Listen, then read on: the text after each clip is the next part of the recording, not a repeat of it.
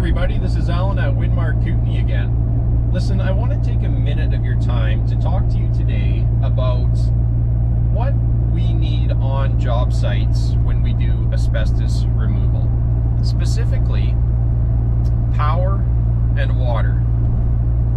So when we remove asbestos, our primary goal of a successful project is that the removal was performed safely.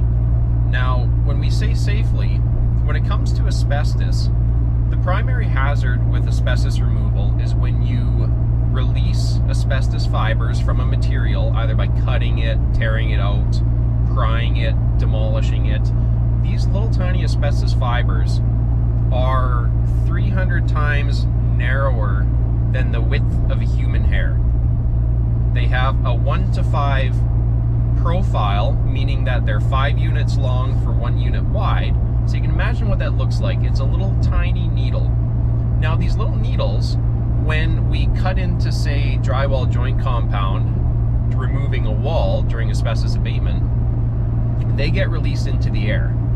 Now, it can take several hours to over a day for one asbestos fiber to settle out of the air 10 feet.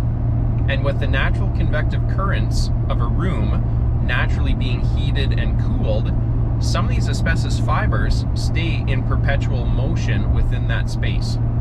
So how do we manage that? How does an asbestos abatement contractor keep those fibers within the work area, within an acceptable level of concentration for us to actually safely be in those environments with our respirators? And how do we ensure that they don't actually leave the work site and pose a risk to you or neighboring properties? So how we do that is by controlling the airflow throughout the building, throughout the job site, with what's called air scrubbers. Now, these air scrubbers, they're essentially HEPA-filtered fans that we use to pull asbestos fibers out of the air.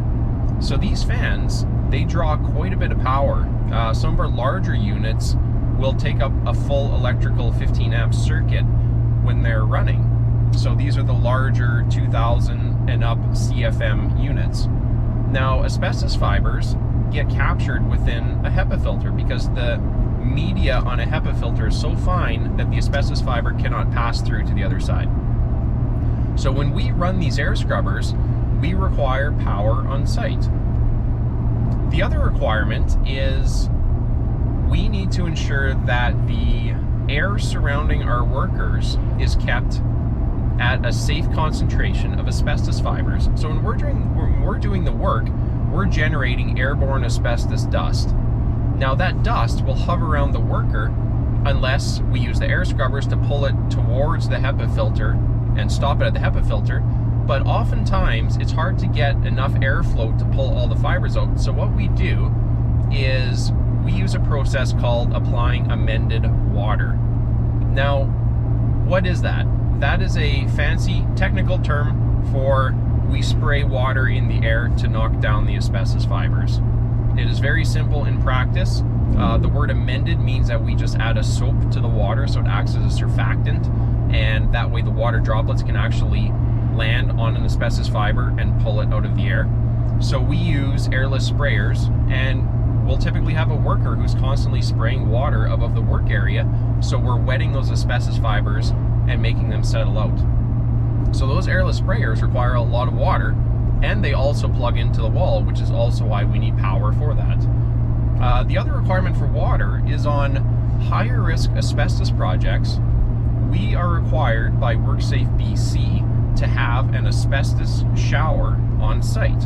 So when we build our decontamination chambers, we have a clean side, a shower room, and a dirty side. Our workers decontaminate themselves when they are done their shift, and in order to do so effectively, they have to take a shower on site to shower off any asbestos fibers that happen to land on the worker or get underneath their protective suit. So if you can imagine when you're at home, when you have a shower to scrub head to toe, how many minutes that takes on average. So each of our workers is expected to take sufficient time to clean themselves off, meaning we're generating several liters and gallons of water for every worker that passes through that shower system. Some of the larger jobs we do, we might have 20 or 30 workers who have to shower. So we're going through quite a bit of water on site, and because of that, if you as the property owner can provide a source of water for us, we don't have to bring in water from off-site, either with pails, totes, or larger 4x4 pallet-sized totes, and in return, we can reduce the cost of the work for you. In the same regard, if you are not able to provide power for us, we can certainly bring in our own power system. We just bring in generators, but again, generators have a fee associated with them. We have to fuel them, change oil, and they depreciate quite quickly depending on their usage. So if you're able to provide power and water, we always take you up on that offer, and in return, we pass the savings back to you for not having to bring those in ourselves. So I hope that clarifies two of the very important factors that can affect the price of asbestos work. And as a property owner, if you are able to provide those two things for us, we can really help reduce your costs in return. So have yourself a great day. If you have any questions, leave us a comment below. If you have any ideas or topics for future videos, we'd love to hear from you. We just want to generate value for community by answering any questions you may have regarding asbestos abatement, insurance restoration, or contracting in general. Have yourselves a great day. We'll talk soon.